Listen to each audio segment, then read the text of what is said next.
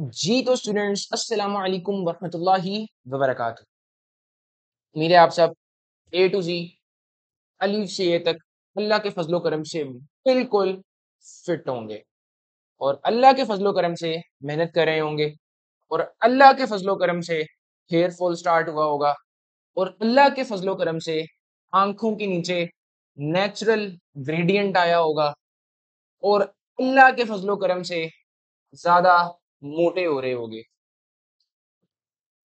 Start करते हैं third line of defence. अब तुम्हें कितनी अच्छी समझ आई होगी ना इसकी, इस नाम की, अगर तुमने पिछला लेक्चर लिया हुआ है। वो टॉपिक जरूरी है, ये मेरी बात याद रख लो। बहुत से स्टूडेंट्स आपको बोलेंगे कि नहीं नहीं नहीं नहीं वो नहीं करना। तो तुम थर्ड लाइन ऑफ डिफेंस कैसे कर सकते हो अगर तुम्हारी फर्स्ट सेकंड की बेस ही नहीं है? तो वो 1 घंटे का lecture enough, more than enough है तुम्हें पीएम एंड डीसी तुम्हारे एमडी कैट के 1 घंटा इन्वेस्ट करने से कुछ हो नहीं जाना। तो लाजमी वो लेक्चर ले लेना। इससे प्रीवियस लेक्चर था वो वाला, उसमें मैंने दो चीजें डिस्कस कराई हैं। ठीक है, first and second line of defence, उसकी बेस क्लियर करवाई है। ओके जी, यहां तक ना मैंने आपको क्या कहते हैं करवा दिया हुआ है first and second line of defence. Okay ना, मैं वो आर्मी बनाता हूँ। आर्मी याद है ना? कौन सी आर्मी सर? ओहो, भूल गए तुम? मैंने तुम्हें कहा था कि ये हमारे पास एक आर्मी है। ठीक है, मैंने आपके सामने ना कुछ खाने बनाए थे। एक ये खाना था बीच में सेकंड लाइन ऑफ डिफेंस का। ठीक है, पहला खाना मैंने आपके सामने बनाया था फर्स्ट लाइन ऑफ डिफेंस का, ऐसी है। और तीसरा खाना मैंने आपके लिए बनाया था थर्ड लाइन ऑफ डिफेंस का। ठीक है, ये दो खाने हमने पढ़ लिए हैं। ठीक है, और वो कैसे कैसे कब कब वो आर्मी एक्टिवेट हो रही है। आर्मी है, तीनों आर्मी है। ये एक आर्मी चीफ है ऊपर, ठीक है ना? ये एक आर्मी चीफ है ऊपर। अच्छा, अब जरासीम इतना ताकतवर हो गया है कि वो नॉन स्पेसिफिक डिफेंसेस कुछ भी नहीं कर पा रहे। तो अब आर्मी चीफ बोलेगा activate this army, activate this army. ठीक है, इतना इतना आपको क्लियर हो गया। अच्छा जी, वो एक्टिवेट होगा कैसे? हाँ जी हाँ जी हाँ जी सर, बताया था आपने। मैंने कहा ना, देखो लिंक ही पिछले पिछले लेक्चर के साथ है उसका। ठीक है ना?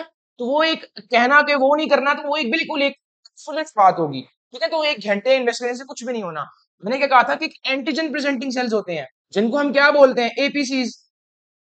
ठीक है, उसमें मैंने आपको दो पढ़ाए थे। कौन से? याद करो कौन से। एक मैंने बताया था भाई, मैक्रोफेज भी यही काम करेगा। और और कौन? Dendritic cells. अच्छा, मैक्रोफेज ये क्या करेंगे? ये एंटीजन प्रेजेंट करेंगे। किन को? किन को? ये किन को करेंगे? ये पड़े हुए हैं, ये मेरे पास तीसरी आर्मी पड़ी है यहाँ पे, ये इसको इसको दिखाएंगे, ये ब्लू वाले को दिखाएंगे, कहेंगे भाई ये देख, ये एंटीजन देख मेरे ऊपर, जाके मार इसको। हाँ जी। अब वो कैसे मारेगा? वो क्या करेगा? वो उस स्पेसिफिक उसी एंटीजन के लिए, उसी एंटीजन के लिए अपनी आर्मी बनाएगा एक। ठीक है ना? ये आर्मी का हिस्सा मतलब ये वाली उठाएगा कि एक एंटीजन के लिए बना लिया। ये इसी आर्मी का कुछ हिस्सा किसी दूसरे एंटीजन के लिए, डिपेंड करता है ना किसको मारना है। तो ये स्पेसिफिक है। फिर ये जो वाली आर्मी होगी ना, ये वाली जो आर्मी होगी, ये वाली, ये क्या करेगी? ये सिर्फ फिर उस एंटीजन को मारेगी। जो ये वाली आर्मी होगी वो दूसरी किस्म के एंटीजन को मारेगी। That's why it is called specific. तो यहाँ पे एक चीज आपको क्लियर हो गई, स्पेसिफिक, ये स्पेसिफिक है। ठीक है, स्पेसिफिक थर्ड लाइन की बात कर रहा हूं, third line of defence, Elodie. अच्छा, अब इसमें दो तरह की चीजें हैं। एंटीजन मैंने जिसको दिखाया ना वो सेल्स हैं। सबसे पहली चीज अपने माइंड में फिक्स करो, जिसको तू एंटीजन दिखा रहा है, दिखा कौन रहा है? मैक्रोफेज और डेंड्रिटिक सेल्स। अच्छा, तो मैक्रोफेज को मैं कह सकता हूँ कि ये भी थर्ड लाइन ऑफ डिफेंस का एक किस्म का हिस्सा बन जाता है। तो कंपोनेंट्स में लिख लो ना, लिख लो कंपोनेंट्स में। फिर इसकी अगर कंपोनेंट्स की बात करें तो कंपोनेंट्स में मैं कह नहीं सकता, मुझे बताओ। एक तो वो सेल्स आएंगे, ठीक है, जिनको जिनको दिखाना है उसने, वो है हमारे पास लिम्फोसाइट्स। अब लिम्फोसाइट्स की बारी आ रही है। लिम्फोसाइट्स आप दो तरह के पढ़ोगे, B and T, B and T. अच्छा, एक और कंपोनेंट कौन सा है इसमें? मैक्रोफेज भाई। और भी कंपोनेंट है एंटीबॉडीज, जो कि कौन बनाएंगे? लिम्फोसाइट्स। बताता हूँ, एंटीबॉडीज। ठीक है, इस तरह के कंपोनेंट्स आपने ये देख लेना है। अब एंटीबॉडीज किस नेचर की होती हैं? प्रोटीन नेचर की होती हैं।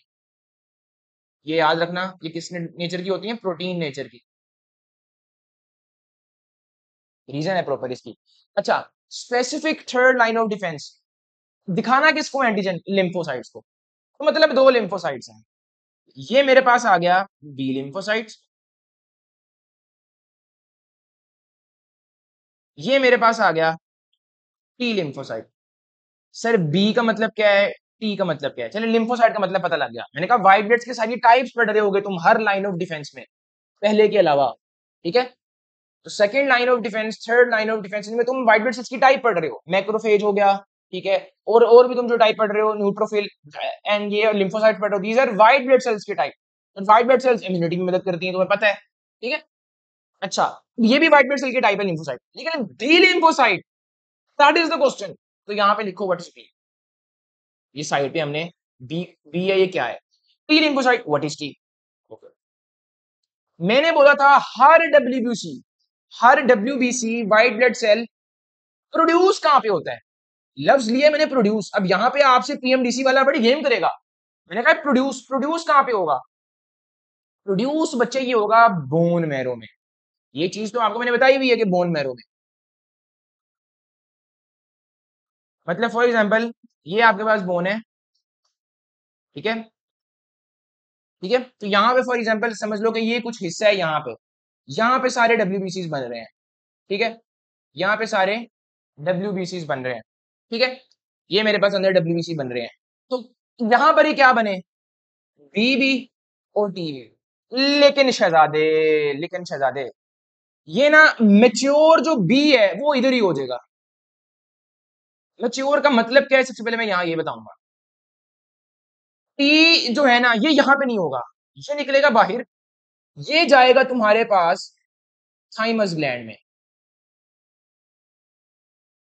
अभी थाइमस ग्लैंड तुम्हारा ग्लैंड है, तो तुम्हारी यहां पे एक असाइनमेंट आई है। लो पीछे ज्यादा असाइनमेंट ये है, अभी गूगल करो, लेक्चर को बीच में छोड़ के गूगल करो व्हाट इज थाइमस।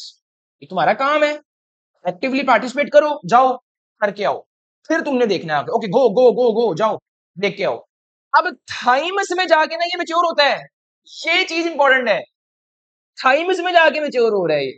तो ना यहाँ पर क्यूरियस माइंड्स का क्वेश्चन आता है, यार सर क्यों, ये क्यों नहीं बोन मैरो में मैच्योर हो रहा? शहजादे यही तो फर्क है उसके फंक्शन में। टी सेल ना, अब देखो मैंने बोला कि ये एंटीजन प्रेजेंटिंग सेल है। फॉर एग्जांपल ये एंटीजन प्रेजेंटिंग सेल है, इसकी सरफेस के ऊपर ना कुछ प्रोटीन लगी होगी जिसको हम कहते हैं एमएचसी। अब एमएचसी की दो टाइप्स हैं, एमएचसी 1, एमएचसी 2।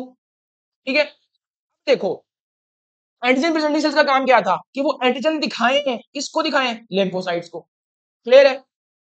अच्छा, और स्पेसिफिकली किसको, किस लिम्फोसाइट को? यहां पर बात आती है टी लिम्फोसाइट। क्यों? ये इस एमएचसी की जो फुल फॉर्म है ना, ये है मेजर हिस्टो कंपैटिबिलिटी कॉम्प्लेक्स। ये इसके ऊपर रखेगा, इसके ऊपर एंटीजन को रखेगा। अब टी सेल इतना कैपेबल हो कि अपने बॉडी के सेल्स की जो एमएचसी है, मैं कह रहा हूं अपने बॉडी सेल्स की एमएचसी, उनको ना तबाह करे, जो बाहर वाली है ना उनको तबाह करे। तो इसको कैपेबल बनाना है इतना, तो उसको कैपेबल कैपेबल बनाना है इतना। वो कैसे बनेगा? शुगर में बन जाएगा? नो, बोन मैरो में इतना कोई स्पेशलाइज स्ट्रक्चर नहीं है। उसके लिए अल्लाह ताला ने एक सेपरेट ऑर्गन रखा इस पर्टिकुलर फंक्शन को अच्छा करने के लिए। क्योंकि इसमें दो चीजें आती हैं, positive selection, negative selection. Positive selection में क्या है? वो टी सेल्स जो अपने जिस्म के सेल्स को नहीं मार रहे, सिर्फ उनको मार रहे हैं जिनमें फॉरेन एंटीजन लगा हुआ है, जैसे जिस एमएचसी पे उसको मार रहे हैं। और नेगेटिव वाले कौन थे? जो अपने सेल को मारने लग गए हैं। फिर आप उन टी सेल्स को खत्म करते हो, तभी नेगेटिव बोला हुआ है। समझ आई ना? पॉजिटिव वो है जो पास कर जाएंगे टेस्ट, पॉजिटिव सिलेक्शन, मतलब ये पास हो गए टी सेल्स और ये तुम्हारी इम्यूनिटी में कंट्रीब्यूट करेंगे। नेगेटिव वाले इम्यूनिटी में कंट्रीब्यूट नहीं करेंगे। तो ये जो कैपेबिलिटी बनाई जा रही है ना, ये जो कैपेबिलिटी बनाई जा रही है, ये किस चीज के लिए है? ओए होए होए शहजादे, ये है, इसी वजह से उसके लिए एक सेपरेट ऑर्गन है। समझ आ गई? बी सेल्स ने मेच्योर हो जाना है। अच्छा अब एक चीज, मेच्योर मतलब क्या है? मेच्योर मतलब ये है कैपेबल ऑफ फंक्शनिंग, मतलब ये इसी लम्हे पे कैपेबल है ऑफ फंक्शनिंग, मतलब बाहर निकलते ही अगर उसे कोई मिल गया एंटीजन तो इसने बेड़ा गर्क कर देना उसका। Capable of functioning. लेकिन मेरा एक सवाल है, क्या फंक्शनिंग कर रहा है अभी? नो, फंक्शनिंग तो नहीं कर रहा अभी। इसको बोलते हैं नाइव। नाइव होता है जो मेच्योर है लेकिन फंक्शन नहीं किया उसने अभी तक कोई अपना। समझ आई ना? तो मेच्योर मेच्योर तो है लेकिन फंक्शन नहीं किया हुआ। ठीक है। अब आपकी ना बुक लिटरली ना सत्यानाश हुआ हुआ है आपकी बुक्स का। उन्होंने लिखा हुआ है कि ये चीजें प्रोड्यूस होती है लिम्फोइड ऑर्गन से। बंदा यहाँ पे अब क्या ही बोले उन ऑथर्स के। अब मुझे नहीं पता प्रिंटिंग मिस्टेक है क्या है। ये लिम्फोइड ऑर्गन्स में प्रोड्यूस नहीं होती, प्रोलिफरेट होती है, वो मैं मान सकता हूँ। जो ओरिजिन है जो प्रोडक्शन का, दैट इज बोन मैरो। हाँ, प्रोलिफरेट कर रही है वो तो किसी और केमिकल्स के इन्फ्लुएंस में प्रोलिफरेट कर रही होती है बाहर लिम्फोइड ऑर्गन में। तो वो क्यों, तो एक बेवकूफी होगी बोलना कि प्रोड्यूस वहां पे हो रहा है। ठीक है, प्रोलिफरेट और production, these two are separate, ये चीजें सेम नहीं है। ठीक है। अच्छा, यहां तक आपको ना समझ लग गई ना? आप लोगों की नॉलेज के लिए मैं एक चीज बता दूं, एमएचसी ना बी सेल के ऊपर भी लगा होता है। एक MHC2 होता है, वो लगा होता है और वो बीच में, लेकिन वो प्रोसेस के बीच में बनता है। टी सेल का तो काम ही वही है ना MHC वाला। बी सेल के वो बीच में प्रोसेस का हिस्सा होता है, तो वो खैर उसको भी इंक्लूड में नहीं करूंगा ना, मैं आपको समझाऊंगा वो चीज अभी। ठीक है, उसको भी आप ये चीजें छोड़ दो। ठीक है, अब हम सीक्वेंस से बिल्कुल प्रोसीड करें तो हम उसको कैरी ऑन करेंगे। अब ना यहां पर मैं आपको बता रहा था कि जो MHC1 है ना, एंटीजन प्रेजेंटिंग सेल्स के ऊपर जो MHC लगे हैं वो दो तरह के, 1 2। जो MHC1 के ऊपर एंटीजन लगेगा ये जाएगा साइटोटॉक्सिक टी सेल को दिखाएगा। मैंने कहा था ना, ये इन्होंने मेजरली किसको दिखाना है? टी सेल को। तो MHC1 रिसेप्टर, अब इसमें MHC1 2 मतलब कुछ फर्क है ना, कुछ फर्क होगा तो वो अभी आपके लेवल पे नहीं डिस्कस, तो मैं क्यों करवाऊं अभी आपको, समझ रहे हो? ठीक है, वो साइटोटॉक्सिक टी सेल को दिखाएगा। क्योंकि देखो ना, अल्लाह ताला ने एक निजाम रखा है कि एक अगर MHC एक ही हो तो वो सारे टी सेल्स को एक्टिवेट कर दे। टी सेल्स की टाइप है आगे, इसकी टाइप होंगी आगे, बी सेल्स की भी टाइप होंगी आगे। ठीक है ना, इसकी टाइप से आगे तो अल्लाह ताला ने पहले अलग अलग कर दिए ताकि काम में बड़ा नेटवर्किंग बड़ी प्यारी कर दी अल्लाह ताला ने। MHC2 किसको दिखाएगा? ये दूसरा क्वेश्चन है। ये दिखाएगा आपका जो आपके पास होते हैं हेल्पर टी सेल्स। ये टाइप है, ये हम डिस्कस करेंगे, इसको छोड़ दो। अच्छा जी, ना ये एंटीजन तुम्हें दिख गया है। अब टी लिम्फोसाइट ने क्या करना है? टी लिम्फोसाइट इसको बोलते हैं सेल मेडिएटेड। मेडिएटेड होता है किसी के थ्रू होना, सेल के थ्रू होना, सेल खुद करे। ठीक है, सेल खुद मारे उस एंटीजन को पकड़ के। सही है। एंड बी लिम्फोसाइट क्या करेगी? ये है आपके पास ह्यूमोरल एंड इम्यूनिटी, मतलब एंटीबॉडी मेडिएटेड। ह्यूमोरल क्या मतलब है? ह्यूमोरल ये जो टर्म है ना, ये बहुत पुरानी टर्म है और ये यूज होती थी बॉडी फ्लूइड्स। बॉडी फ्लूइड्स क्यों? एंटीबॉडी रिलीज करेगा फ्लूइड्स में, ब्लड के अंदर एंटीबॉडी रिलीज करेगा। सही है ना? तो अभी एंटीबॉडी जाके मारेगी।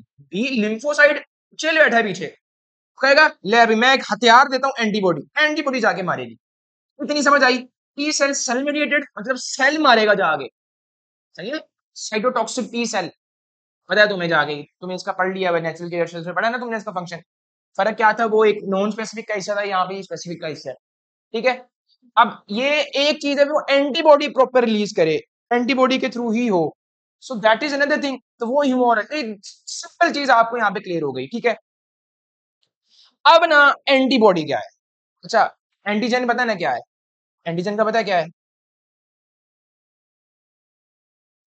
एंटीजन का पता है ना क्या है? एंटीजन, इसको तुम इम्यूनोजन भी कह सकते हो। मैंने आपको बोला था कि इसमें एंटीजन में जो आपके पास एंटी है, ये किसको बता रहा है? ये तुम्हें बता रहा है एंटीबॉडी को। ठीक है। जेन किसको बता रहा है? जनरेटिंग। ठीक है, समझ आ गई ना? एंटीबॉडी जनरेटिंग, ऐसी चीजें जो एंटीबॉडी जनरेट करवाएं, तो एंटीजन ने वही कराना है। समझ आ गई? समझ आ गई ना क्यों इसको बोला है? अच्छा जी, एंटीबॉडी जनरेट करवानी, तो एंटीबॉडी क्या है भाई? ओके, एंटीबॉडी, एंटी, अच्छा एक चीज आपको समझ लग गई है कि ये बी सेल ने रिलीज करनी है, बी लिम्फोसाइट ने, और एंटीबॉडी उसको मारेगी। मारेगी कैसे उसके लिए तुम्हें उसका स्ट्रक्चर पता होना चाहिए शहजादे। स्ट्रक्चर, एंटीबॉडी पहले पता होना चाहिए आपको, एंटीबॉडी क्या है। ऐसी है, ओके जी। एंटीबॉडी क्या है इसके लिए मैं आपके सामने पिक्चर बनाऊंगा उसकी। अच्छा, अब तुम याद करो, तुम्हें थोड़ी देर मैंने बोला था, थोड़ी देर पहले बोला था कि एंटीबॉडी प्रोटीन है। यार कोई कॉम्पोजिशन होती है तो उस कॉम्पोजिशन की कोई नेचर होती है, क्या ये फैट है, क्या ये कार्बोहाइड्रेट है, क्या ये प्रोटीन है, तो दैट इज अ प्रोटीन। अब तुम हिसाब लगाओ प्रोटीन तुम्हारी बॉडी में कितनी जरूरी है। तो प्रोटीन इन नेचर है, प्रोटीन इन नेचर है। प्रोटीन मतलब ये किससे मिलके बनी हुई है। हाय हाय हाय हाय हाय, एमाइनो एसिड। याद आ रही है चीजें जो बायोमोलिक्यूल्स में पढ़ाई है मैंने। अब अमीनो एसिड्स की एक चेन बनती है, एंटीबॉडी एक मॉलिक्यूल है, अब उस मॉलिक्यूल में कितनी चेन्स है ये अलग क्वेश्चन है शहजादे। सबसे पहली बात है, जो तुम्हारी बुक में डायग्राम बनी है ना, ये एंटीबॉडी सारी इस तरह की नहीं होती। मतलब एंटीबॉडीज की भी क्लासेस है, मतलब एंटीबॉडीज की भी क्लासेस है। तो क्यों ना मैं पहले आपको क्लासेस बताऊं, ज्यादा अच्छी चीज नहीं है, पहले मैं तुम्हें एंटीबॉडी की क्लासेस बताऊं कि भाई एंटीबॉडी जो है ना, इसकी ये हमारे पास क्लासेस हैं। एंटीबॉडी का दूसरा नाम होता है इम्यूनो, इम्यूनोचेन नहीं, इम्यूनोग्लोबुलिन। इम्यूनोग्लोबुलिन ये भी लिख लो साथ, ये यहां पे लिख लेता हूं मैं, इम्यूनोग्लोबुलिन। इस इम्यूनोग्लोबुलिन को मैं ऐसे लिख सकता हूं, आईजी। ठीक है, आईजी कितनी क्लासेस है भाई, 5 है। आईजी, आईजी, आईजी, ठीक है। अच्छा जी, पहली क्लास है आईजीजी, दूसरी क्लास है आईजीएम, तीसरी क्लास है आईजीडी, उसके बाद क्लास है आईजीए, उसके बाद क्लास है आईजीई। अब अब ये हर क्लास की इंपॉर्टेंस है, लॉजिक है, लेकिन वही मुझे एक चीज रोक देती है कि आपके लेवल तक पढ़ाना है मैंने, ओके। अब ना शहजादे, बात आती है कि अब मैं तुम्हें बताऊं व्हाट इज एंटीबॉडी, और ये जो हम टाइप करने लगे हैं ये कौन सी है। ये देखो तुम्हारी बुक में लिखा हुआ नीचे, आईजीजी, ठीक है। आईजीडी, कोई इन्फेक्शन होती है ना, कोई जरासीम आ गया, सबसे पहली एंटीबॉडी जो बनती है ना वो होती है आईजीएम। अब इसकी रीजन है, इसकी प्रॉपर रीजन है, और ये बनती है थोड़ी देर बाद में और ज्यादा देर तक रहती है, ये जल्दी बन के खत्म हो जाती है। तो ये सस्टेन्ड है, ये सस्टेन्ड है, ये लॉन्गर इम्यूनिटी देती है। क्या, लॉन्गर, ठीक है। आईजीएम ने बहुत लार्ज होती है, और ये एक साथ पकड़ के पता नहीं 50 से ज्यादा एंटीजेंस को पकड़ के कोड देती है, पकड़ के। खैर ये भी फिगर मुझे एग्जैक्टली याद नहीं है, ये सबसे पहले रिलीज होती है। तो हम तुमसे क्वेश्चन आ गया है, फॉर एग्जाम्पल देखो ना आप, पीएमडीसी ने तुम्हें इजी मीडियम हार्ड देने हैं, वो अल्लाह का फजलो करम हुआ है पिछले साल वाले बच्चों पे, अगर सारे इजी एमसीक्यूज आ गए हैं। नाम से थोड़ा सा रगड़ा दिया था आपको। अब मैं एक क्वेश्चन बनाता हूँ, एक बंदे को इन्फेक्शन हुई है, डॉक्टर उसके खून का सैंपल निकालता है उसी वक्त, बताओ कौन सी एंटीबॉडी सबसे ज्यादा होगी। आईजीएम, सिंपल, ठीक है ना। अच्छा जी, अब अभी जो स्ट्रक्चर आपकी बुक में है वो किसका है, आईजीजी। तो ये चीज आपने अब इसको पढ़ना है। सबसे पहली चीज है कि आईजीजी है ना, जो आईजी कौन सी क्लास, जी। इस क्या, इसमें आपके पास ना दो तरह की चेन्स है, टू हैवी चेन्स, दो हैवी चेन्स हैं। हैवी चेन मतलब क्या है, ज्यादा लेंथ है, ज्यादा अमीनो एसिड्स हैं। एंड दो लाइट चेन्स, ठीक है। एक चीज तो ये पता लग गई। अब दूसरी चीज, एक हैवी चेन दूसरी हैवी चेन आपस में जुड़ी होती हैं डाइसल्फाइड लिंकेजेस से। बाइंडिंग कौन सी है इनमें, डाइसल्फाइड। और कितनी डाइसल्फाइड बॉन्ड है, दो बॉन्ड है। ये आपके सामने दिख रहे हैं, ये देखो, ग्रीन दिखे दो, तो नीचे वाली में आ जाओ, ये देखो तुम्हारे पास ये हैवी चेन है पूरी। अब मैं तुम्हें किस तरह दिखाऊं, ये देखो यहां पर आओ, ये इस तरीके से बनाई हुई है, उसमें ऐसे, ऐसे, ऐसे। अब ये जो एक है ना पूरी, ये ऐसे, ये भी इंक्लूड है, ठीक है। ये एक हैवी चेन है, इस तरह फिर ये एक हैवी चेन है पूरी। बात तो समझ लगी ना, तो मैं बेसिकली क्या बोल रहा हूँ। तो यही उसने बनाया हुआ है, ये एक हैवी चेन, दूसरी हैवी चेन, ये आपस में किस में जुड़ी हैं, डाइसल्फाइड लिंकेज से। और कितने बॉन्ड्स हैं इस तरह के, दो। एमसीक्यू क्लियर हुआ। क्लियर हो गया। अच्छा, दूसरी चीज आती है भाई कि हैवी चेन ने लाइट चेन से भी जुड़ना है, और लाइट चेन ये साइड्स पे लगी है, दोनों के साइड्स पे, लेफ्ट वाली की भी साइड पे, इस वाली की भी साइड पे, अंदर अंदर नहीं बननी, ये चीज इंपॉर्टेंट है। ठीक है, अंदर अंदर नहीं। अच्छा, तो अब ये एक तुम इस तरह बना दोगे, और ये हैवी चेन से जुड़ेंगी अब, तो वो भी किससे जुड़ेंगी, डाइसल्फाइड लिंकेज। तो एक हैवी चेन एक लाइट चेन से यहां बना रही है लिंकेज, और एक हैवी चेन लाइट चेन से यहां बना रही है लिंकेज। तो हैवी चेन लाइट चेन के दरमियान वो आपसे पूछता है आईजीजी वाली एंटीबॉडी के अंदर कितनी डाइसल्फाइड लिंकेज है, दो है, एक लेफ्ट लाइट चेन के साथ, एक राइट लाइट चेन के साथ। डॉक्टर बाबू कहता है कि राइट लाइट चेन और राइट हैवी चेन के दरमियान कितनी डाइसल्फाइड है, वो एक है, वो एक है। तो यहां से पहले स्ट्रक्चर से एमसीक्यूज निकालो। अच्छा, एक चीज तुम्हें यहां पे क्लियर हो गई, ठीक है। अब आते हैं दो रीजन्स। अच्छा, इस पूरी एंटीबॉडी में दो रीजन्स हैं, इसके अब रीजन्स की बात करते हैं। रीजन्स हैं कांस्टेंट, दूसरा रीजन है वेरिएबल। अच्छा, अब ना ये देखो यहां पे डायग्राम में आओ, मैं इसको करता हूं येलो, इसकी बनाता हूं थिकनेस, ये देखो, ये तुम पढ़ो यहाँ पे, constant regions of light and heavy chains, मतलब ये जो दो रीजन्स हैं ये लाइट चेन के भी होने हैं दोनों, और हैवी चेन में भी दोनों होने हैं। कांस्टेंट वेरिएबल करते क्या है, वेरिएबल बोला क्यों है, कांस्टेंट बोला क्यों है, वो छोड़ दो मेरे भाई, छोड़ दो उसको भी, मैं बताता हूँ, मेरा काम है, मेरी जिम्मेदारी है। Constant regions of light and heavy chain, ठीक है। हैवी चेन का कांस्टेंट रीजन ये येलो में कर रहा हूं, येलो, जहां पे बेंड आया हुआ है ना, जहां बेंड आया हुआ है इसे कहते हैं हिंज रीजन। क्या कहते हैं, हिंज। और हिंज रीजन में ही लिंकेज है, ये भी एमसीक्यू है कि हिंज रीजन के अंदर लिंकेज है हैवी चेन के दरमियान, दो हैवी चेन्स के दरमियान। ये जो बेंड है this is hinge. Hinge region क्या कांस्टेंट रीजन बेस से लेके हिंज रीजन तक है, नो, थोड़ा आगे जा रहा है, मैंने हाईलाइट थोड़ा आगे किया हुआ है, समझ आई। इस तरह इस हैवी चेन के लिए। अच्छा, तो लाइट चेन के लिए भी तो होगा ना, हाँ लाइट चेन के लिए भी करो ना, ये लो, येलो कर दिया, ये लो कर दिया, लाइट चेन का भी येलो कर दिया। अब बनाओ, अब तुम बनाओ वेरिएबल रीजन। वेरिएबल बोला क्यों, मेरा काम है वो, हैवी चेन का वेरिएबल रीजन पहले ये वाला बन गया। अब लाइट चेन का वेरिएबल रीजन, ये लो बन गया। शहजादे, कांस्टेंट मतलब कांस्टेंट अमीनो एसिड का सीक्वेंस, ये चेंज नहीं होना। वेरिएबल मतलब यहां पर अमीनो एसिड का सीक्वेंस चेंज हो सकता है। कांस्टेंट होना क्यों है, कांस्टेंट कब नहीं होना, वेरिएबल क्यों होना है, इसकी लॉजिक है। सर लॉजिक बताएं, लो भी मैं हाजिर हो गया लॉजिक बताने, तुम्हें ताकि याद तुम्हें तसल्ली के साथ हो। मैंने कहा आई ये 5 क्लासेस हैं, जो आईजीजी क्लास में आ गया हूं, आईजीजी क्लास, ये आईजीजी क्लास जो है ना, ये फॉर एग्जाम्पल ये आईजीजी क्लास है, ये मैं तुम्हारे सामने अब आईजीजी क्लास बनाता हूं, बना दी। इस आईजीजी क्लास के अंदर जितनी एंटीबॉडीज हैं, मुझे कैसे पता लगेगा कि ये आईजीजी है, क्योंकि इनकी जो ये बेस से लेके हिंज से थोड़ा सा ऊपर जो सीक्वेंस होगा ना, ये सेम होगा सारों में, सारों में सेम होगा, तो ये एक क्लास की है, मतलब कांस्टेंट रीजन एक क्लास में सेम है। आईजी ए लेता हूं फॉर एग्जांपल में, क्या आईजी ए का कांस्टेंट रीजन आईजी जी के कांस्टेंट रीजन जैसा सेम होगा, ओ नो भाई नो। सर आप हमारे सिलेबस के बाहर क्यों पढ़ा रहे हैं, ओ यार शहजादे, ये उस्ताद को पता होता है कि तुम्हारे क्या सिलेबस में, तुम्हारे क्या सिलेबस में नहीं है। अगर तुम्हें पता होता तुम अभी एमबीबीएस में बैठे होते। पॉइंट है कि नहीं। अब यहां पे आओ, पढ़ो इसको।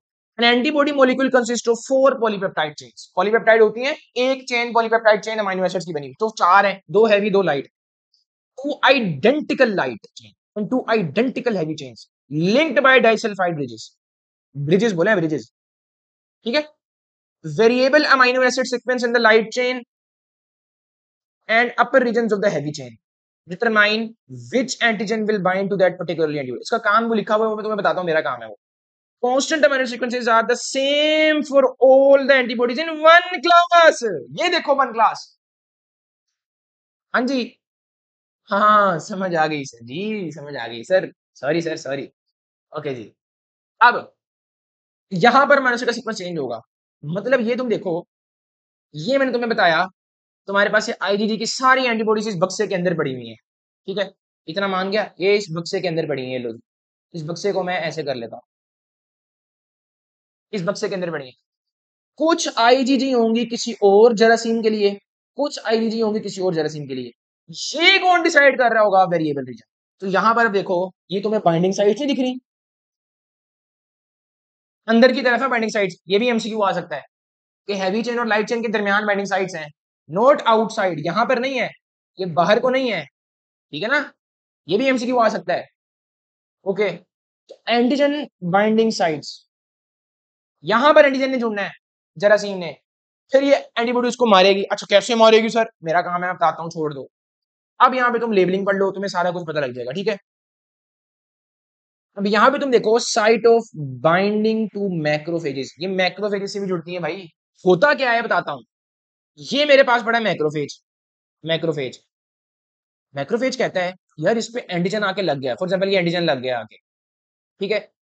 वो कहेगा यहाँ पे एक रीजन पड़ा है, मैक्रोफेज यहाँ पे आके इसके पे रिसेप्टर लगा होता है एफसी, एफसी रिसेप्टर, और ये इसको कहते हैं कॉम्प्लीमेंट बाइंडिंग साइट, इसको कहते हैं एफसी साइट। अब ना ये प्रोसेस होता है ऑप्सोनाइजेशन का, टेस्ट उठा देना। एंटीबॉडी खुद एंटीजन रख रही है ऊपर, तो मैक्रोफेज का दिल करेगा खाने के लिए उसको, यही तो खाना था, एंटीजन को तो खाना था, ठीक है ना? तो यहाँ पे चिपकेगी, उस इस पूरे कॉम्प्लेक्स को इंगल्फ कर लेगा मैक्रोफेज। समझ आया इसका काम यहाँ पे? तो मैंने तुम्हें अब आउट ऑफ सिलेबस पढ़ाया नहीं, तुम्हारी डायग्राम का हिस्सा था। यही तो एक अच्छी चीज थी, मैं तुम्हारे मैं सिलेबस की बिल्कुल डेप्थ में जाऊं, हर एक डायग्राम की डेप्थ देखूं, कुछ चीज मिसिंग तो नहीं है, जहां जहां जितनी मेरे से कोशिश हो सकती है। अब ना ये वाई शेप होती है, ए आई जी, जी वाई शेप है, पता लग गई ना वाई शेप है? सर ठीक है वाई शेप है। अब कोई वाई शेप नहीं होगी भाई, कोई एम शेप होगी, आई जी एम जैसे, ठीक है?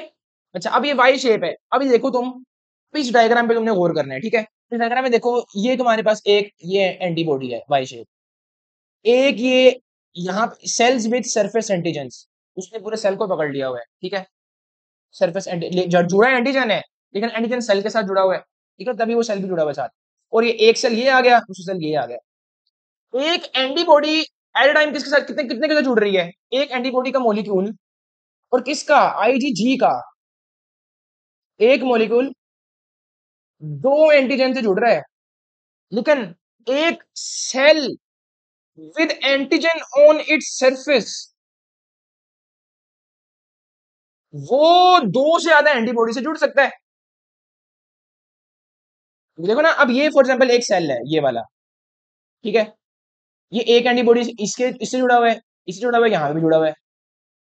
तो ये चीजें इंपॉर्टेंट है, समझ रहे हो ना किस तरीके से सारा कुछ हो रहा है? अच्छा, ये मैंने बड़ी डेप्थ के साथ आपको चीजें क्लियर करवा दी यहाँ तक, ठीक है? हमारे पास एंटीबॉडी वाला सारा काम यहाँ पे निमट निबट गया, निबट गया। ओके जी, मुझे बताओ, तुम्हें मोनोसाइट्स का रोल पता होगा मैक्रोफेजेस का? मोनोसाइट ब्लड में, मैक्रोफेज टिश्यू के अंदर जब आ गए। तुम्हें मैंने कहा था कि जो मैक्रोफेज होता है ये ना मल्टीपल चीजें रिलीज करता है, तो अब आपकी बुक में ना तादाद लिखी हुई है उनकी, वो भी मैं तुम्हें बता दूं अब, लगते सार लिखा हुआ है 100 डिफरेंट सिक्रीशंस।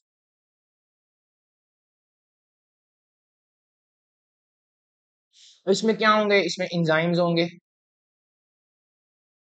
ठीक है?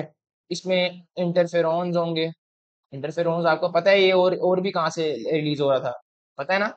इंटरफेरॉन्स होंगे। अच्छा अब एक चीज मैंने बताई थी, इंटरल्यूकिन 1, याद आया? इंटरल्यूकिन 1, और ये इंटरल्यूकिन ये भी प्रोटीन ही होती है। इंटरल्यूकिन 1 रिलीज होगा। अच्छा इंटरल्यूकिन 1 के काम है आगे, ये क्या करेगा? बताया था ना मैंने, ये क्या करेगा, हाइपोथैलेमस का सेट पॉइंट हिला देगा, क्या करवाएगा, फीवर। एंडोजीनियस पायरोजन था, याद आया? अच्छा, और ये क्या करता है, दूसरा काम भी करता है ये टी सेल्स को भी एक्टिवेट कर देता है जाके।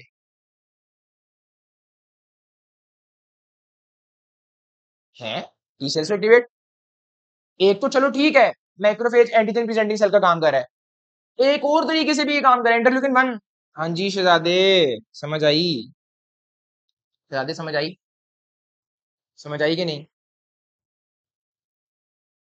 देखो ना, मैक्रोफेज था, एक इसने क्या किया, यहाँ पे एंटीजन को प्रेजेंट कर दिया, दूसरा एक असिस्टेंस और कर रहा है कि इंटरल्यूकिन 1 भी दे रहा है। उसके दो काम है, फीवर करवाएगा और यहाँ पे टी सेल पड़ा हुआ है, उस पे एक इंटरल्यूकिन रिसेप्टर भी है, उसमें जाके बाइंड होगा और टी सेल के अंदर ऐसी चीजें करवाएगा कि वो टी सेल की डिवीजन करवाएगा ताकि टी सेल ज्यादा हो। ओबीसी जब ज्यादा होंगे वो ज्यादा चीजों को मार सकेंगे। वो सारा कुछ कैसे होगा वो आगे अब आपकी बुक क्या लिखती है, अब वो एक अलग क्वेश्चन है। ये जो इंटरल्यूकिन 1 रिसेप्टर पे गया, उसने अंदर ऐसी चीजें एक्टिवेट करवाई। सर नहीं ना बताएं, पूरी चीजें बताएं, ऐसी चीजें कौन सी चीजें। मैंने कहा शहजादे मैं सारा नहीं पढ़ा सकता, हत्ता कि ये एमबीबीएस के फर्स्ट ईयर में जब बच्चे पढ़ते हैं ना वो भी नहीं पढ़ते। तो मैं तुम्हें क्यों बताऊं अभी शहजादे, हाँ लॉजिक है, एब्डिकेट कर लो, फिर तुम लेना लॉजिक, ठीक है। इन चीजों में जाना तुम पढ़ोगे, आगे जाके पढ़ोगे डेफिनेटली। अच्छा, अब वो इंटरल्यूकिन 1 अगर रिसेप्टर पे लगता है और वो टी सेल को कहता है भाई तू इंटरल्यूकिन 2 बना। इंटरल्यूकिन 2 क्या करता है, वो बनाता है टी सेल ले और वो एक्टिव टी सेल भी करता है, क्या करवाने के लिए, प्रोलिफरेशन, डिवाइड हो डिवाइड हो डिवाइड हो। तो ये ऑटोक्राइन फंक्शन नहीं हुआ, ऐसी सिक्रीशन जो बनाए वो सेल और उस पर ही एक्ट करे। तो ये भी एमसीक्यू आएगा, ये तुम्हारी लाइन है बुक की, उससे मैंने एमसीक्यू निकाल दिया ऑटोक्राइन। फॉर एग्जाम्पल मैं आपको ना बताता, लेकिन मैं आपको टेस्ट में एक एमसीक्यू दे देता, मैं किसी टेस्ट मेकर को कहता कि ये वाला एमसीक्यू डाल दो, तो आपने ना जब एमसीक्यू करना है भूल जाओ सर हसान कौन है, भूल जाओ कौन सा टीचर आपको पढ़ा रहा था, आप उस वक्त साइंटिस्ट हो बस। तुमने अपने जब तुम एमसीक्यू की जब प्रैक्टिस करते हो ना, तुमने अपने माइंड में ये रखना है हमेशा, समझ आ रही है ना। हाँ लिंक करना है चीजों को, साइंटिस्ट मतलब लिंक करना है चीजों को, ये ऑटोक्राइन नहीं है, ऑटोक्राइन सिग्नलिंग है। ठीक हो गया सर, ये जबरदस्त। अब तुम्हें एक सीक्वेंस पता लगा कि मैक्रोफेज क्या करेगा, एंटीजन प्रेजेंटिंग सेल वाले काम के साथ साथ वो एक को फंक्शन करेगा, असिस्टेंस वाला फंक्शन करेगा, इंटरल्यूकिन 1 रिलीज करेगा जो कि फीवर भी करवाएगा, और यहाँ पे वो इंटरल्यूकिन 1 के जो रिसेप्टर्स हैं किस पे, टी सेल पे, उन पे एक्ट करके इंटरल्यूकिन 2 बनाएगा, जो क्या करेंगे, जो टी सेल की प्रोलिफरेशन करवाएंगे। ठीक है। अच्छा, पे एक और काम, इंटरल्यूकिन 2 का ना आपकी बुक ना बड़ी ना अजीब है यार कसम से। उसने इंटरल्यूकिन 2 का ना एक और काम बोला है कि ये बी सेल को एक्टिवेट करेगा। सबसे बड़ा झूठ उसने यहां पे मेंशन किया हुआ है, तो ये बिल्कुल गलत है। बी सेल को एक्टिवेट करने वाले वैसे होते सारे हैं, 2 भी हो सकता है लेकिन बहुत कम इफेक्ट है, मेनली इफेक्ट तो होता ही 4 5 6 का है। हो सकता है आपकी बुक ने क्यों लिखा हो, बिकॉज वो बात अभी इंटरल्यूकिन 2 की कर रहा था, उसने वहां भी लिख दिया कि ये बी सेल को भी एक्टिवेट करवा देगा, उसके सारे फंक्शंस लिखते लिखते उसने एक फंक्शन उसका ये भी लिख दिया, मतलब ये बहुत कम इफेक्ट है। मेजरली बी सेल को एक्टिवेट कराता है इंटरल्यूकिन 4 5 6। अब ये कहां से आए, ये लैदा क्वेश्चन है लेकिन आपकी बुक में ये मेंशन नहीं है, समझ आ गई।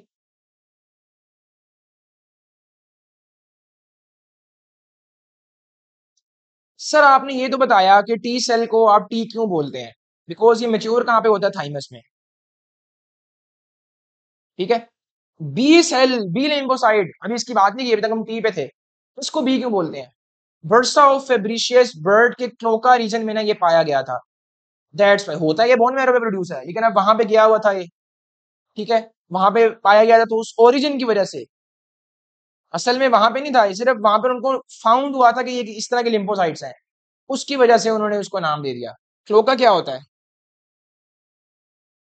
डाइजेस्टिव, रिप्रोडक्टिव, और और आपकी डाइजेस्टिव हो गई, रिप्रोडक्टिव हो गई, और एक्सक्रीटरी, ये सारी चीजें एक ही डक्ट में आए, फीसिस भी वहां से उसी डक्ट से हो, यूरिन भी, एंड रिप्रोडक्टिव मटेरियल भी, उसको कहते हैं क्लोका, ठीक है। अच्छा जी, अब तुम्हें यहाँ तक ज्यादा समझ लग गई। अब मैं आपसे पूछता हूँ एक क्वेश्चन कि टी सेल को, T cell immunocompetent, immunocompetent कहाँ बनते हैं, कहाँ पे होते हैं, answer would be thymus. Okay, simple चीज है, ये आपको चीज एक पता लग गई। बना, मैं बड़ी मजे की चीज करने लगा हूं, मैं एक ऐसी चीज करने लगा हूं जिससे तुम्हें ना होगा क्या, जिससे तुम्हें ना दो चीजें क्लियर होंगी। एक तो टाइप्स ऑफ टी सेल्स, दूसरा तुम्हें अब आएगा चीज समझ आएगी फंक्शन बी सेल का क्या था, वो कैसे अपना फंक्शन करता है। एंटीबॉडी तो चलो बनाएगा, कैसे? तुमने अभी तक ये पढ़ा कि एंटीबॉडी जो कि बी सेल का काम था, और तुमने टी सेल का थोड़ा बहुत इंट्रोडक्शन पढ़ा है, और तुम्हें types of T cells and function of B cell के वो करता कैसे वो फंक्शन, और टाइप ऑफ बी सेल, अब तुम्हें ना ये पता लगेंगे इंशाल्लाह। अच्छा, अब डायग्राम बनाने लगा हूं, तुम चेक करना जरा। यहां पे मेरे पास फॉर एग्जांपल समझ लो ये मैक्रोफेज है, ठीक है। ये मेरे पास क्या है, मैक्रोफेज। इसके पास यहां से आया एंटीजन, ठीक है, एंटीजन। ओके, इसने क्या किया, इसने इसने क्या किया होगा बताओ, इसने एंटीजन को इंगल्फ किया, एमएचसी कॉम्प्लेक्स बनाया, अपनी सरफेस पे लगाया, ठीक है, उस पे एंटीजन रख दिया, ठीक है। अब मैं करता हूं, मैं इसको पकड़ता हूं, ये मेरे पास एंटीजन है, ठीक है, और यही मेरे पास बना लेता हूं मैं ये एमएचसी कॉम्प्लेक्स, ठीक है। क्या बना दिया, एक मिनट जरा अच्छे से बना दूं, ये एमएचसी कॉम्प्लेक्स। यहां पे आता है सेल मेरे पास, क्या नाम है इसका, टी हेल्पर सेल है। सर ये कौन सी टाइप है टी सेल की, अच्छा बताता हूं, टी हेल्पर सेल असल टाइप ही यही है। तुम्हें याद आया है, तुम मैंने जब पढ़ा रहा था HIV, वो जो वायरस है वो टी हेल्पर सेल के अंदर घुस के उसका काम तमाम करता है। तो अब देखो ना ये इम्यूनिटी का हिस्सा है, कैसे इम्यूनिटी वीक करता था वो। अच्छा, ये टी हेल्पर सेल है। अब टी हेल्पर सेल पे लगा हुआ है रिसेप्टर मेरे पास, ये और ये वाला उठ के आता है यहां पे लगता है, और ये मेरे पास उठ के यहां पे लगता है, ये लग गया। थोड़ी सी इसकी बाउंड्री मैं क्लियर कर देता हूँ, ये लो। मतलब वो जो चीजें थी वो एंटीजन प्रेजेंटिंग सेल ने इस पे लगा दी, लग गया। टी हेल्पर सेल ने आगे क्या करना है, इसने बनाने हैं आगे लिम्फोकाइंस। क्या बनाने हैं, लिम्फोकाइंस। अच्छा, अभी तक तुम्हें मैंने बोला था कि एंटीजन आएगा, एंटीजन ने करवाया, ये एंटीजन प्रेजेंटिंग सेल वाले ने ये काम सारा जो करवाया भी ये एंटीजन प्रेजेंटिंग सेल ने करवाया। लेकिन मैक्रोफेज एक साथ एडिशनल काम भी करता था, क्या? ये क्या देता था, इंटरल्यूकिन 1। आई समझ, आ गई सर, आ गई, जबरदस्त। इसको अच्छे अच्छे अच्छे से करके लिखता हूँ ना, बड़ा प्यारा प्यारा बन रहा है, समझ आएगी, सारी समझ आएगी। नेटवर्किंग, नेटवर्किंग जरूरी है यहाँ पे। अब इंटरल्यूकिन 1 मैक्रोफेज का काम था, इंटरल्यूकिन 1 ये काम करवा रहा है, साथ एक काम क्या करवा रहा था, फीवर, ठीक है, एंडोजिनस पायरोजन। अच्छा जी, समझ आ गई। ये बनाता है लिम्फोकाइंस, लिम्फोकाइंस मतलब इंटरल्यूकिन 1 2 3 4 5 6। समझ आई ना क्या बोल रहा हूं मैं? तो मैं यहां पे लिख देता हूं कैपिटल लेटर्स में, लिम्फोकाइंस। ये सारे बनाता है, उन सारों में से एक रिवर्स एक्ट करता है, एक रिवर्स एक्ट करता है। चलो ये वाला रहने दो, मैं उसके करीब ही बना दूंगा कि उसमें हमें काम होगा। ये देखो, ये रिवर्स एक्ट करता है ये वाला, ये था ऑटोक्राइन। ये कौन सा है, ये इंटरल्यूकिन 2 है, बताया था ना मैंने। तो मतलब ये इंटरल्यूकिन 2 है। अच्छा, क्या इंटरल्यूकिन 2 सिर्फ यही करता है, नो। इंटरल्यूकिन 2 ना एक पॉजिटिव फीडबैक भी करता है। ये आएगा, ये इस पे लगेगा कि तू भी अपने फंक्शंस तेज कर, तो ये पॉजिटिव फीडबैक याद कर लो, एमसीक्यू आ सकता है।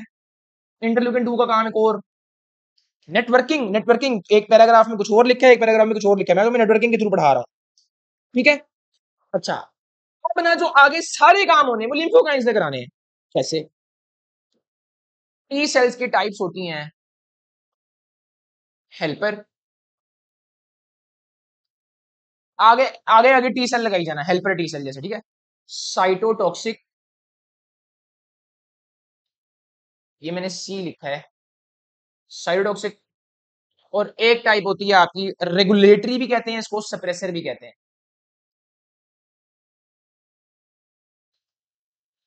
हेल्पर ने क्या करना है? हेल्पर ने साइटोटॉक्सिक और सप्रेसर सेल्स को बनाना है। अपनी जो प्रोलिफरेशन करनी है ना, तो प्रोलिफरेट होते होते अब वो क्या बनाएगा? एक साइटोटॉक्सिक टी सेल। अब इसने आगे मारना होता है, इसके मारने वाला आपको तरीका आता है कि वो किस तरह ग्रैंजाइम्स, पहले वो होल्स पंच करते हैं अंदर, फिर ग्रैंजाइम्स रिलीज करता है। और सप्रेसर सेल, उसका वो काम आपको आना चाहिए। असल चीज तो वो है ना, तो वो साइटोटॉक्सिक तो आपने पढ़ लिया उसका फंक्शन। टी सेल लगा दो। फॉर एग्जाम्पल इन्फेक्शन खत्म हो गई है और टी सेल अभी भी ज्यादा बने हुए हैं, तो उनके फंक्शन को दबाने के लिए सप्रेसर टी सेल। या फिर जरासीम आया ही नहीं हुआ, टी सेल काम करने लग गए हैं, ऑटो इम्यून, ऑटो इम्यूनिटी, अपने भी एक्ट करने लग गए हो, उसको सप्रेस करने के लिए, उसको सप्रेस करने के लिए सप्रेसर टी सेल। तो समझ आई ना? दो काम बताए मैंने, इन्फेक्शन जब खत्म हो गई है तो टी सेल के फंक्शन को खत्म करने के लिए, दबाने के लिए, एंड अपनी ऑटो इम्यूनिटी ज्यादा एक्सीड ना करे, अपने अपने जिस्म के सेल्स पे हमला ना हो जाए टी सेल्स का, साइटोटॉक्सिक टी सेल का, तो सप्रेसर टी सेल उनको दबाता है। समझ लग गई? अच्छा, ये इतनी समझ लग गई। यार ये जो लिम्फोकाइंस बने हैं ना, ये जो लिम्फोकाइंस बने हैं, एक मैंने आपको गलती बता दी, गलती होगी मेरे से, कि ये टी हेल्पर सेल से नहीं बने, ये बोन मैरो से बन के आए हैं तीनों अलग अलग। ये मैं बहुत इंपॉर्टेंट चीज बता रहा हूँ, ठीक है? तो फिर इसको हेल्पर टी सेल क्यों कहते हैं? बिकॉज ये उनको एक्टिवेट कराता है। ये तुम कर लो साइटोटॉक्सिक, ये तुम कर लो सप्रेसर, ये रेगुलेटरी भी इसको कहते हैं। इसको एक्टिवेट कराता है। अच्छा, एक्टिवेट कैसे? एक्टिवेट कैसे? ये लिम्फोकाइंस करेंगे मैंने बोला। तो अब ये कौन सा लिम्फोकाइन कराएगा? ये भी इंटरल्यूकिन 2। तो अब यही वाला इंटरल्यूकिन 2 जो तीन काम कर रहा है, हेल्पर सेल की भी प्रोलिफरेशन करा रहा है, ऊपर जाके पॉजिटिव फीडबैक भी दे रहा है कि तू और तेज हो, और यहां पे आके ये इनको भी एक्टिवेट करवा रहा है, दोनों को, ठीक है? दोनों को एक्टिवेट करवा रहा है। समझ आ गई? मैं ऐसा करता हूं, मैं ना ये उठा के दोनों यहां पे बना देता हूं,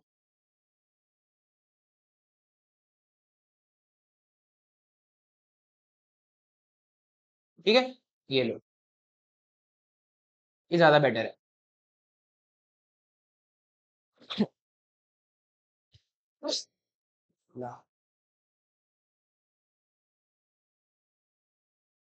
अच्छा, ना मैंने बोला था कि आपकी बुक ने गलती की हुई है, वो बोलती है कि जो इंटरल्यूकिन 2 बना है ना, यही जाके क्या करवाएगा? बी सेल को, बी सेल की प्रोलिफरेशन, उसकी मेच्योरेशन, उसकी डिफरेंशिएशन, ये उसने गलती की है। ठीक है, मतलब करवाए।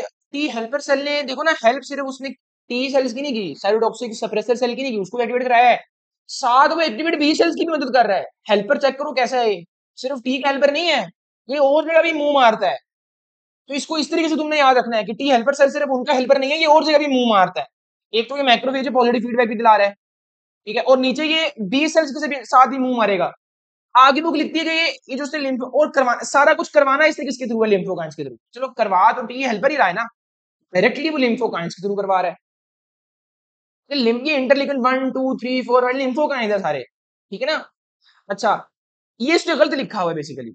इससे जो बी सेल को एक्टिवेट करवाना है ना, जो इसने बी सेल को एक्टिवेट करवाना है, उसकी proliferation and differentiation, differentiation sir, चलो पहले तो तुम्हें बी सेल पता लगा ना ये। अच्छा, बी सेल पहले का बना हुआ है, उसकी प्रोलिफरेशन करवाएगा, मतलब उसको तादाद में बढ़ाएगा। समझ आई बात की? बी सेल के ऊपर ना एक रिसेप्टर भी होता है, और जब मैं ये रिसेप्टर बना लेता हूँ, ये लो, अब यहां पर एंटीजन आगे लगेगा, तो बी सेल रिसेप्टर के ऊपर भी एंटीजन आगे डायरेक्ट लग सकता है। और एक कुछ एमएचसी का, एमएचसी 2 का काम होता है, वो ज्यादा चीज है, ठीक है, उसको छोड़ दो, मैं वो तुम्हें अभी नहीं करवाऊंगा, अभी तुम ये सीक्वेंस याद रखो, ठीक है? अच्छा, तो ये एंटीजन से भी एक्टिवेट हो रहा है, अब उसकी मदद करेगा कि हाँ और तेज हो, वो कौन करवाएगा? ट्रिगर सेल करवाएगा, सिंपल। जैसे साइटोटॉक्सिक टी सेल, जैसे सप्रेसर टी सेल। तो इंटरल्यूकिन 4 5 6 होते हैं वो असल में, 4 5 6 मेजरली। वैसे तो सारे करवा सकते हैं, बट लेकिन नेग्लिजिबल होता है। उसने ल्यूकिन 2 का, मेरे ख्याल से जो मेरी परसेप्शन है, उसने यहाँ पे इंटरल्यूकिन 2 का इसलिए लिखा था बिकॉज वो इंटरल्यूकिन 2 के फंक्शंस डिस्कस कर रहा था, तो चलो उसने ये वाला फंक्शन भी बता दिया, जो कि वैसे कम है, जो कि निग्लिजिबल है। सेल किसका काम है? 4 5 6। तो मैंने, मेरा काम था आपको एक्चुअल ऑथेंटिक इन्फॉर्मेशन भी देना, ठीक है? अच्छा, ये तो थी ना प्रोलिफरेशन करवाएगा, ये जाएगा और बनाएगा और बनाएगा, साथ डिफरेंशिएशन भी, मतलब प्लाज्मा सेल्स बनवाएगा, और बी मेमोरी सेल्स।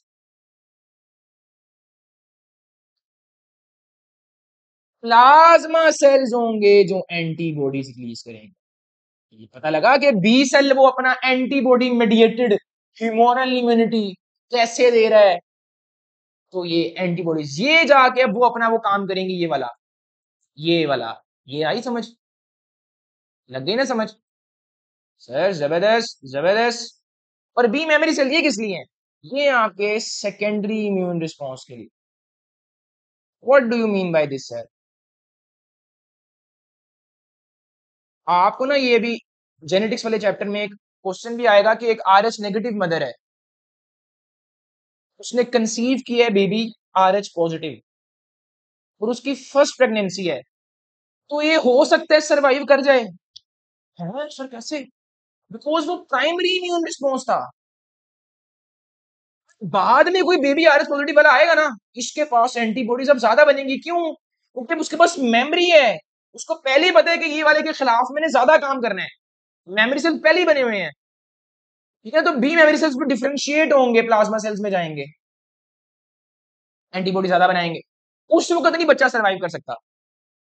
ये तो मेमोरी है कि मेमोरी याद भी रहे उसको कि मैं इस डिजीज के लिए स्पेसिफिकली बनी थी, तो मैंने फ्यूचर में अगर ये डिजीज दोबारा आता है तो मैंने जल्दी रिस्पॉन्स करना है अब, ना कि मैं उतना ही टाइम लूं। चेक करो अल्लाह ने क्या निजाम रखा। अच्छा, मेमोरी टी सेल्स भी होते हैं, सेम काम है इनका भी, मेमोरी टी सेल्स भी होते हैं। सवाल है ये कहां से बनते हैं भाई? जब टी सेल्स डिफरेंशिएट हो रहे होते हैं ना थाइमस ग्लैंड में, उनमें से कुछ हिस्सा मेमोरी टी सेल्स का बन जाता है, सिर्फ सिंपल आप इतना याद रखो, ठीक है? तो यहां तक अभी आपको बेसिकली सारी समझ आ गई। एक ना बड़ी गलत चीज की हुई है आपकी बुक ने, मैं आप उसको क्या ही बोलूं। टी सेल्स के ऊपर ना रिसेप्टर्स होते हैं जिन पे एंटीजन ने आगे लगना होता है, ठीक है? आपको पढ़ाया भी हुआ मैंने, टी हेल्पर सेल के ऊपर होता है CD4 रिसेप्टर, याद आया वायरस में पढ़ाया था CD4। तो दो तरह के रिसेप्टर है, CD4 प्लस मतलब वो सेल्स जिनके पास CD4 है, CD8 माइनस होगा कि जिनके पास नहीं है, तो CD8 प्लस लिखूंगा मैं। CD4 किसके पास है? T helper cell and suppressor T cell. तो CD8 है हमारे पास साइटोटॉक्सिक टी सेल, ठीक है? 8 ज्यादा है ना 4 से, तो ये मारता भी ये ज्यादा साइटोटॉक्सिक, तो इस तरह याद रख लेना, ठीक है? तो ना आपकी बुक ने बड़ी जलालत करती है यहाँ पे, उसने सप्रेसर टी सेल को भी उठा के यहाँ पे इसके साथ लिखा हुआ है, तो इसके पास भी CD8 है भाई नहीं। अच्छा, क्वेश्चन आता है which one of the cell is CD4 minus? Alpha option आती है helper T cell, beta option आती है सप्रेसर, चाली ऑप्शन आती है साइटोटॉक्सिक।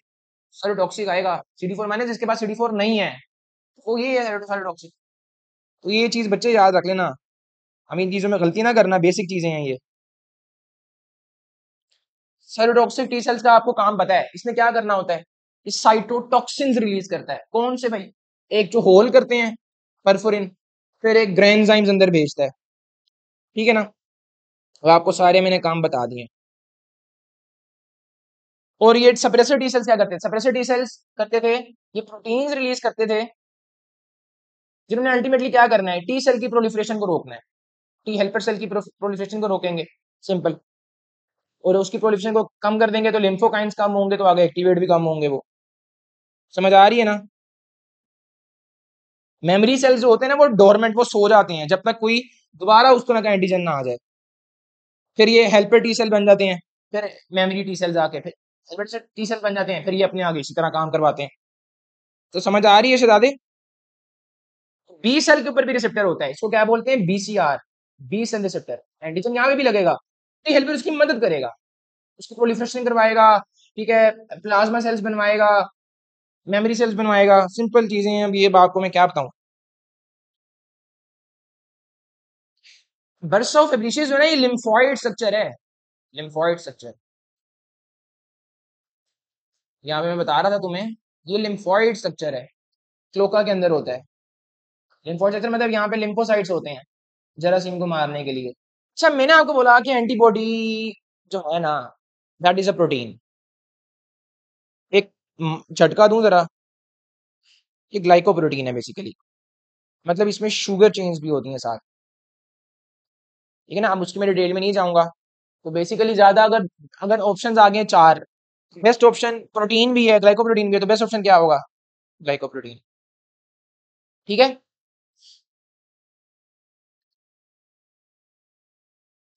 प्लाज्मा सेल्स के बारे में कुछ चीजें लिखी हुई हैं। प्लाज्मा सेल पता है ना, जो बी सेल से बने हैं, जिन्होंने एंटीबॉडी क्रिएट करनी है, उसके बारे में कुछ चीजें याद कर लो।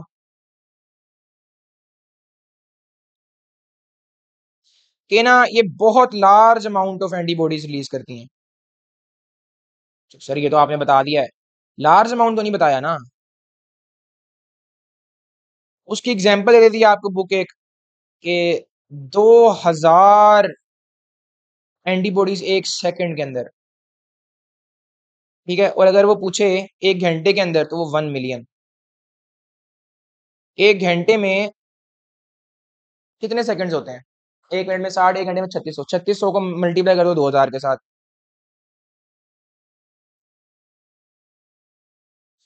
तो ये बनते हैं हमारे पास 70। एक मिनट, ये बनते हैं 72।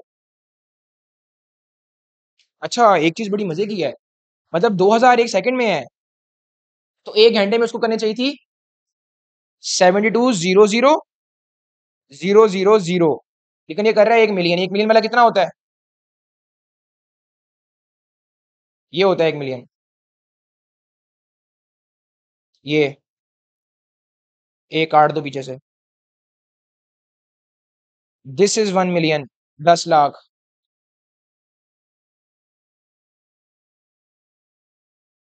ये तो 7.2 मिलियन है। खैर अब मैं इस पे प्रॉपर मैंने अभी खैर रिसर्च नहीं की हुई कि ऐसा क्यों है।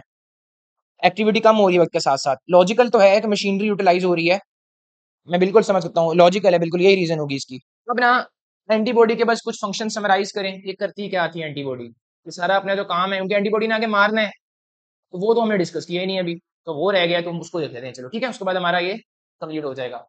अभी सबसे पहली चीज है कि न्यूट्रलाइज करेगी एंटीजन को, ठीक है। न्यूट्रलाइज करेगी एंटीजन को,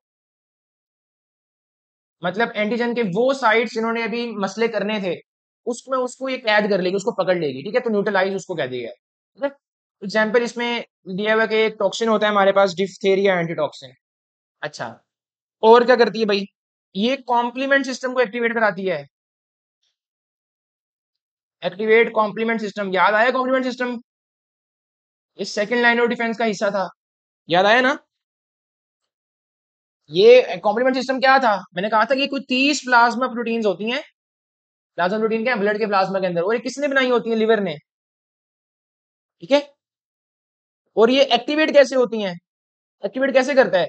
एंटीबॉडी पहले एंटीजन से मिलती है, ये दोनों मिलके एक्टिवेट करते हैं, ठीक है। अब कॉम्प्लीमेंट सिस्टम के सारे काम आ जाएंगे, वो आगे कीमोटैक्सिस करवा रही होती है, इन्फ्लेमेशन करवा रही होती है, लाइसिस करवा रही होती है सेल की, वो लहदा चीज है, ठीक है। अच्छा एक और इसका काम है, प्रेसिपिटेटिंग एंटीजेंस।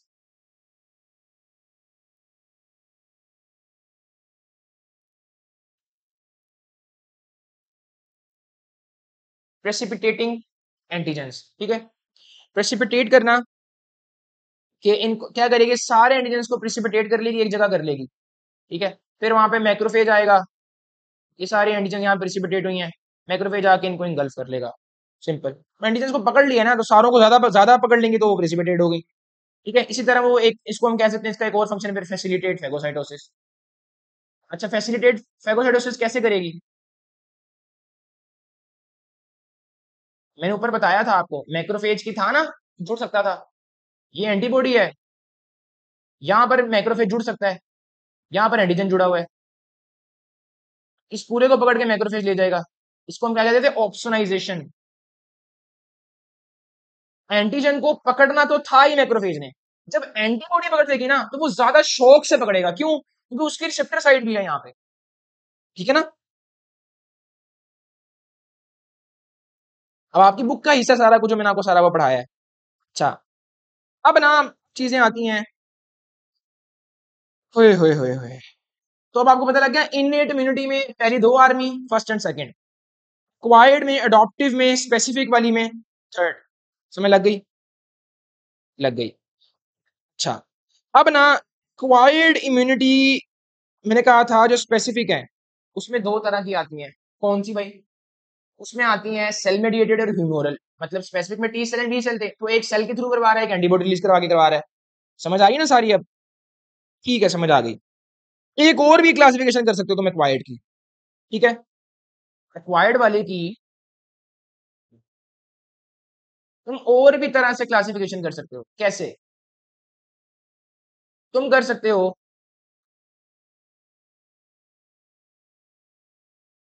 एक तरह से एक्टिव इम्यूनिटी,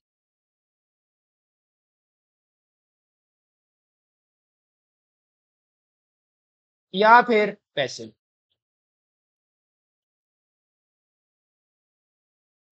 प्यारी बात यह है कि ये नेचुरल भी हो सकती है,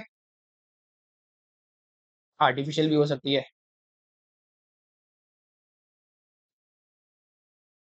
इसी तरह ये भी नेचुरल हो सकती है। ये है क्या, मेरा काम है, मेरी जिम्मेदारी है ना, अभी तक मैंने करवाया ना, समझाया है तुम्हें सारा। तुम्हारी असाइनमेंट भी है इसके बाद एक नेचुरल से आर्टिफिशियल। एक्टिव इम्यूनिटी बस ये है, तुम ये चीज याद रख लो, एक चीज याद रख लो कि एंटीबॉडीज तुम्हारी बॉडी खुद बनाए, ह्यूमन बॉडी खुद बनाए। अब वो तुम एक नेचुरल तरीके से बनाओ या आर्टिफिशियल तरीके से बनाओ, वो अलग चीज है। बनाए तेरी बॉडी।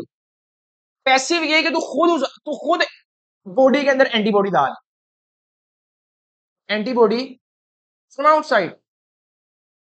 आउटसाइड दो तरीके से हो सकता है, या तो किसी इंसान की पकड़ ले, या तो किसी एनिमल की पकड़ ले। ठीक है ना? अच्छा, अब नेचुरल एक्टिव मतलब एंटीबॉडी बनाएगी तेरी बॉडी, लेकिन नेचुरल तरीके से है। फॉर एग्जांपल, ओए होए होए होए, ये जो मैं सारा पढ़ाते आ रहा हूँ, इन्फेक्शन, एंटीजन तेरी बॉडी में आया, ठीक है, तो एंटीबॉडी तू बना रहा है, तो नेचुरल तरीके से बनाना, नेचुरल तरीके, नेचुरल इम्यूनिटी है ये। आर्टिफिशियल क्या होगा ये असल में, ये और ये क्या है, ये लॉन्गर, ये मोस्ट इफेक्टिव है। ये चीज याद रख लो, ये मोस्ट इफेक्टिव है। बाकी सारी जो होंगी वो उतनी इफेक्टिव नहीं है। ये जो नेचुरल चीज है वो उसका तो हिसाब ही नहीं है। ठीक है ना? तो आर्टिफिशियल एक्टिव कैसे हो सकती है, मतलब बनाए तेरी बॉडी एंटीबॉडी, लेकिन आर्टिफिशियल तरीके से, ये क्या मतलब? यहां पर आती है वैक्सीनेशन। फॉर एग्जाम्पल, नेचुरल तरीके से एंटीजन नहीं आया तेरी बॉडी में, मैं तेरे अंदर एंटीजन डालूं, जो कि नेचुरली आ सकता था, लेकिन डाल मैं रहा हूं इंजेक्शन के थ्रू, इंजेक्शन के थ्रू। सिंपल। अब आप किसी बंदे को वैक्सीन फिर क्यों देते हैं? आप तो एंटीजन डाल रहे हो उसके अंदर, सवाल है ना। आप कहते नहीं कि कोरोना आ गया तो वैक्सीन कर लो, वैक्सीन लगा लो।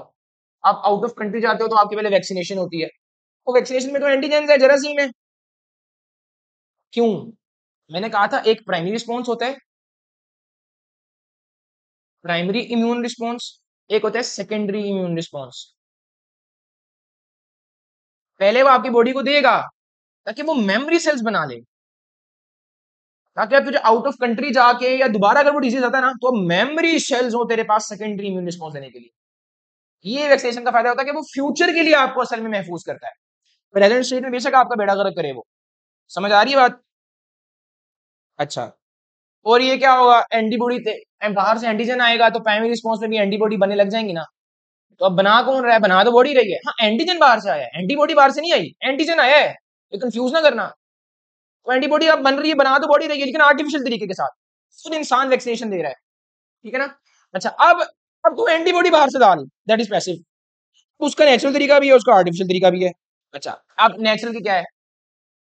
मैं कहता हूं तुम्हारी मदर से एंटीबॉडी तुम्हारे जिस्म में आए, बच्चा जब माँ के पेट में है ना, तो एंटीबॉडीज माँ से प्लेसेंटा को क्रॉस करती हैं।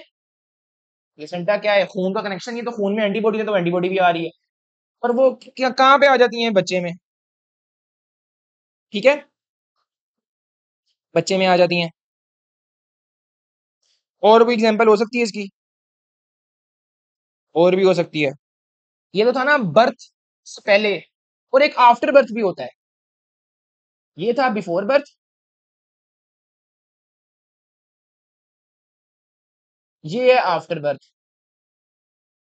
आफ्टर बर्थ क्या होगा? जब वो बच्चा आ गया, उसे दूध भी तो पीना ना, तो जो ब्रेस्ट मिल्क होगा माँ का, उसमें एंटीबॉडीज होंगी, उसको कहते हैं क्लोस्ट्रम। जो पहला बर्थ के बाद जो पहला मिल्क आता है ब्रेस्ट से बाहर, उसके अंदर बेतहाशा एंटीबॉडीज होती है। ठीक है, तो वो जब बच्चे ने दूध पीना है तो एंटीबॉडीज आ जाएंगी, तो एंटीबॉडीज वो बच्चा गट उसके डाइजेस्टिव सिस्टम में जाएंगे ना, तो डाइजेस्टिव सिस्टम में एब्सॉर्ब कर लेगी एंटीबॉडीज। ठीक है, गट में एब्सॉर्ब हो जाएंगी तो खून में आ जाएंगी बच्चे के। कोलेस्ट्रम कहते हैं इसको। ठीक है, कोलेस्ट्रम को थोड़ा सा देख लो, इसके बारे में आपकी बलोचिस्तान की बुक में कुछ लिखा हुआ है। वही बोलती है कि ये थिन होता है। ठीक है, येलो मिल्क।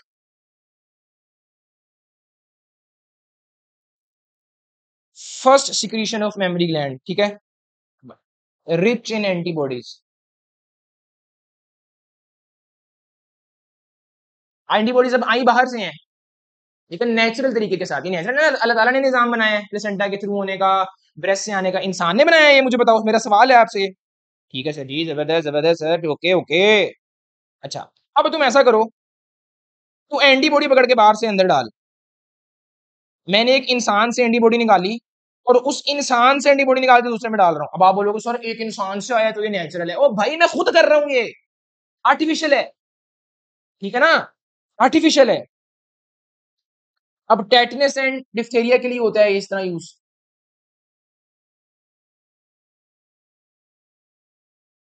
ठीक है, उसी इंसान से कर ले या किसी और स्पीशी से कर ले, मतलब ये तू सेम स्पीशी से भी कर सकता है, डिफरेंट से भी कर सकता है। ओके, हमें एंटीबॉडी चाहिए। एंटीबॉडी अगर सेम है तो स्पीशी जो मर्जी हो जाए, मैटर नहीं कर रहा। ठीक है, अब rabies and some snake venoms, ये भी इंक्लूड हो जाती है। ठीक है, इसमें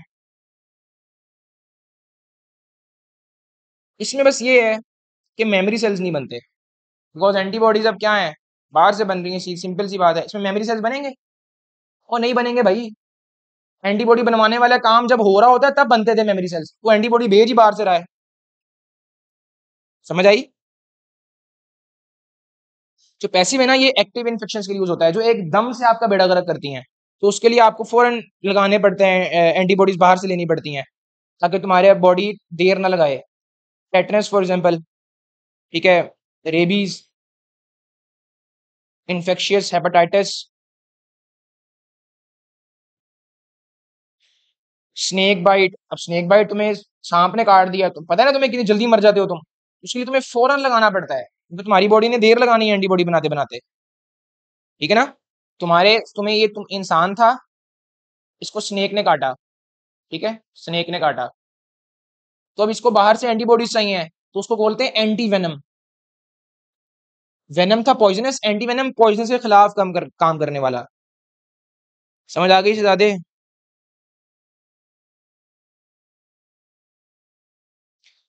फेडरल में ना एक बॉक्स है, उसमें ना ये चीज लिखी हुई है, इसको देख लेना। मैक्रोफेज जो है ना, ये डिफेंसिन्स रिलीज करते हैं, जो सिर्फ इन्फेक्टेड सेल्स को मारते हैं, पैथोजेंस को मारते हैं, बॉडी सेल्स को कुछ नहीं कहते। ठीक है, अच्छा, अब ना एक चीज बस मैं थोड़ा सा पढ़ा दूं, ट्रांसप्लांट इंजेक्शन।